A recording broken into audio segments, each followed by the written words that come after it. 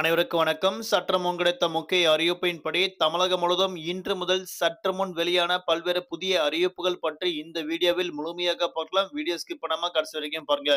உங்களுக்கு தமிழக அரசு வெளியிட்ட பல்வேறு முக்கிய அறிவிப்புகள் பற்றி உடனுக்குடன் துல்லியமாக தெரிந்து கொள்ள நம்மளோட சேனலை கீழே இருக்க பட்டனை கிளிக் பண்ணி சப்ஸ்கிரைப் பண்ணிக்கோங்க. பக்கத்துல பெல் பட்டனை கிளிக் பண்ணிக்கோங்க. இந்த வீடியோ உங்களுக்கு பிடிச்சிருந்தா லைக் பண்ணுங்க. இப்போ வாங்க வீடியோக்குள் போகலாம். குஷியில் துள்ளி குதிக்கும் மக்கள். தமிழக அரசு கூடுதலான விடுமுறை விடப்பட்டனர். நாடு முழுவதும் அக்டோபர் மாதம் 20ஆம் தேதி தீபாவளி பண்டிகை கோலாகலமாக கொண்டாடப்பட உள்ள நிலையில் அன்றைக்கு மறுநாளும் விடுமுறை விடப்படும் என அறிவிக்கப்பட்டனர். இதற்கிடையே தீபாவளி கொண்டாடிவிட்டு மீண்டும் வீடு திரும்ப ஏதுவாக அக்டோபர் மாதம் 21ஆம் தேதி விடுமுறை வழங்கப்பட வேண்டும் என அரசுக்கு கோரிக்கை ஒன்று விடுத்தனர். இந்நிலையில் மக்கள் நலனை கருத்தில் கொண்டு தீபாவளிக்கு அடுத்த நாளான அக்டோபர் மாதம் 21ஆம் தேதி விடுமுறை நாளாக தமிழக அரசு அறிவித்துள்ளனர்.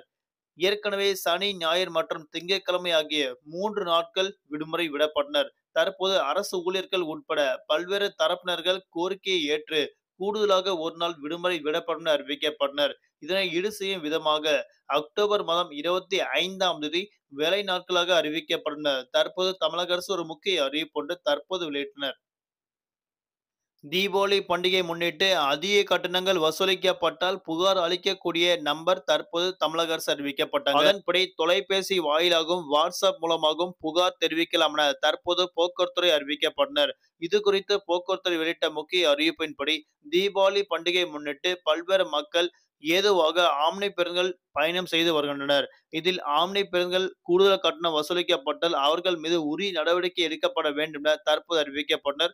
கூடுதலான கட்டணம் மட்டுமல்லாமல் 50% அளவிற்கு அதிகமான கட்டணம் வசூலிக்கப்படுவதாகவும் மக்கள் குற்றம் சாட்டி வருகின்றனர். இதனை தடுக்கும் பொருட்டு 24 மணி நேரமும் 7 நாட்களும் தொடர்ந்து வேலை செய்யும் அளவில் 12 சரக அலுவலகங்களில் கட்டணமில்லா தொலைபேசி எண்கள் தற்போது தமிழக அரசு அறிவிக்கப்பட்டனர். அதன்படி அனைவரும் கட்டாயம் இதில் புகார் தெரிவிக்கலாம் என அறிவிக்கப்பட்டனர். குறிப்பாக மாவட்ட வாரியாக சென்னை உள்ளிட்ட நபர்களுக்கும் 1800425615 அப்படின்ற தொலைபேசி எண்களுக்கு நீங்கள் சென்னையில் இருந்தால் கண்டிப்பாக புகார் தெரிவிக்கலாம். அது மட்டுமல்லாமல் சென்னையில் வடக்கில் இருந்தால் 9789936964 அப்படின்ற நம்பருக்கு நீங்க தொடர்பு கொள்ளலாம்.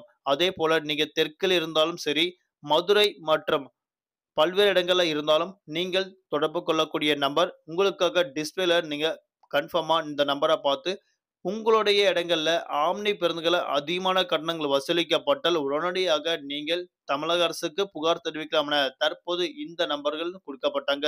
இந்த நம்பர் வாயிலாக நீங்க உடனடியாக உங்களுக்கு ஏதாவது பிரச்சனைகள் ஏற்பட்டால் உடனடியாக புகார் தெரிவிக்கலாம் என தற்போது தமிழக அரசு அறிவிக்கப்பட்டனர். அடுத்தபடியாக தமிழகத்தில் புதிதாக கட்டப்பட வீடுகளுக்கு புதிய ரூல்ஸ் ஒன்று தமிழக அரசு அறிவிக்கப்பட்டாங்க.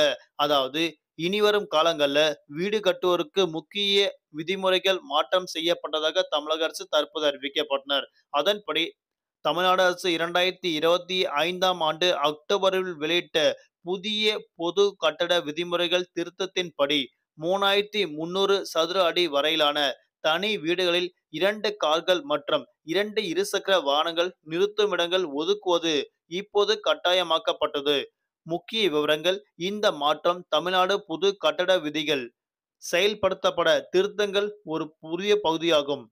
இது தொடர்பாக தமிழக அரசு வெளியிட்ட முக்கிய அறிவிப்பின்படி இதற்கு முன்னர் கார் நிறுத்துமிடம் தொடர்பாக விதிகள் பெரும்பாலும் அடுக்குமாடி குடியிருப்புகள் மற்றும் வணிக வளங்களுக்கு மட்டும் பொருந்தியுள்ளதாக அறிவிக்கப்பட்டனர். ஆனால் இப்போது தனி வீடுகளுக்கும் வாகன நிறுத்துமிடங்கள் ஒதுக்குவது கட்டாயமாக்கப்பட்டுள்ளது. இதன் மூலம் நகர்ப்புற சாலைகளில் வாகன நெரிசலை குறைக்கும் வகையில் தற்போது இந்த முடிவுகள் எடுக்கப்பட்டதாக அறிவிக்கப்பட்டனர். திட்ட அனுமதி பெறும்போது வாகன நிறுத்துமிடம் இடத்தை வரைபட தெளிவாக குறிப்பிடப்பட வேண்டும். இல்லையென்றால் அவர்களுக்கு அனுமதி வழங்கப்படாது.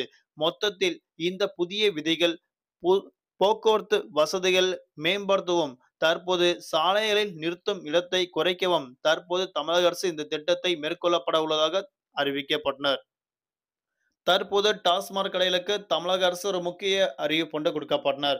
அதன்படி மலை பகுதிகளில் மதுபான பாட்டில்கள் வீசுவதை தடுக்க ஒவ்வொரு பாட்டில்களுக்கும் 10 ரூபாய் அதிகம் வசூலித்து விற்பனை செய்து காலி மதுபான பாட்டில்களை திரும்ப கொடுத்தால் அவர்களுக்கு ரூ. 10 திரும்ப கொடுக்கப்பட வேண்டும் என தற்போது தமிழக அரசு அறிவிக்கப்பட்டனர். குறிப்பாக இந்த திட்டத்தை சுற்றுச்சூழல் மற்றும் வன பாதுகாப்பு தொடர்பான வழக்குகள் விசாரணைக்கு சிறப்பு அமர்வு உத்தரவு ஒன்று பிறப்பிக்கப்பட்டதாக அறிவிக்கப்பட்டனர். அதன்படி இது இனிவரும் காலங்கள்ல காலி மதுபான பாட்டில்களை நீங்க திரும்ப மதுபான கடைகளுக்கு கொடுக்கப்பட்டால் அதன் மீது ரூ. 10 அவர்களுக்கு கொடுக்கப்பட வேண்டும் என அறிவிக்கப்பட்டனர். முன்கூட்டியே அவர்களிடம் ரூ. 10 வசூலிக்கப்பட்டு, அவர்கள் காலி மதுபான பாட்டில்களை திரும்ப கொடுத்தால், அவர்களுக்கு ரூ. 10 கொடுக்கப்பட வேண்டும் என தற்போது உத்தரவு ஒன்று பிறப்பிக்கப்பட்டனர். மக்களே உஷாராக இருங்கள். தமிழகத்தில் இன்றைய நாட்கள் பல்வேறு மாவட்டங்களுக்கு கனமழை எச்சரிக்கை கொடுக்கப்பட்டனர். அதன்படி புதிய காற்றழுத்த தாழ்வு பகுதி இன்று உருவாக உள்ளதாக தற்போது வானிலை ஆய்வு முக்கிய எச்சரிக்கை ஒன்று கொடுக்கப்பட்டனர். அதன்படி குமரிடல் மற்றும் தென்மேற்கு வங்கடல் பகுதியில் வளிமண்டல கீழடுக்கு சுழற்சியின் காரணமாகவும், அதேபோல தென்கிழக்கு அரபிக்கடல் மற்றும் லட்சத்தீவு பகுதியில் உள்ள வளிமண்டல மேலடுக்கு சுழற்சியின் காரணமாக இன்றைய நாட்கள் அக்டோபர் மாதம் 18ஆம் தேதி கேரளா கர்நாடகா கடலோர பகுதிக்கு அப்பால் ஒரு புதிய காற்றழுத்த தாழ்வு பகுதி உருவாகக்கூடும். இது மேற்கு வடமேற்கு திசையில் நகர்ந்து 24 மணி நேரத்தில் வலுப்பெறக்கூடவும் அறிவிக்கப்பட்டனர். இதனால் தமிழகத்தில் பல மாவட்டங்களுக்கு இன்று லேசான முதல் பல்வேறு மாவட்டங்களுக்கு கனமழை எச்சரிக்கை கொடுக்கப்பட்டனர். குறிப்பாக கன்னியாகுமரி, திருநெல்வேலி, தென்காசி, தூத்துக்குடி, விருதுநகர், ராமநாதபுரம், மதுரை, சிவகங்கை, தேனி, திண்டுக்கல், திருப்பூர், ஈரோடு, நீலகிரி, கோயம்புத்தூர், மயிலாடுதுறை, நாகப்பட்டினம், தஞ்சாவூர், திருவாரூர், புதுக்கோட்டை மற்றும் அதனை சுற்றுவட்டார பகுதிகளுக்கு இன்றைய நாட்கள் பல்வேறு மாவட்டங்களுக்கு கனமழை எச்சரிக்கை கொடுக்கப்பட்டனர். குறிப்பாக இம்மாவட்டங்களுக்கு கனமுதல் மிக கனமழை பெய்யக்கூடும் அறிவிக்கப்பட்டனர். அதன்படி நீலகிரி, கோயம்புத்தூர், திருப்பூர், தேனி, திண்டுக்கல், ஈரோடு, சேலம், நாமக்கல், கரூர் உள்ளிட்ட மாவட்டங்களுக்கு இன்றைய நாட்கள் குறிப்பிட்ட இடங்கள் மட்டும் கனமழையும், பல்வேறு இடங்களுக்கு மிதமான மழை பெய்யக்கூடும் அறிவிக்கப்பட்டனர்.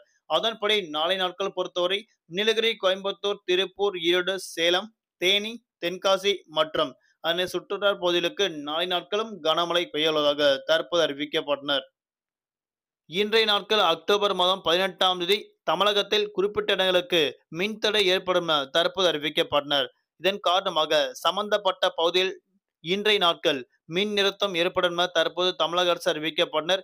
இன்றைய தினம் மின் நிறுத்தம் செய்யப்படும் இடங்கள் பற்றி தற்போது முழு விவரங்கள் பார்க்கலாம். அதன்படி இன்றைய நாட்கள் தமிழகத்தில் நாமக்கல் மாவட்டம் மற்றும் வேலூரில் குறிப்பிட்ட இடங்களுக்கு இன்றைய நாட்கள் மின் நிறுத்தம் ஏற்படும்.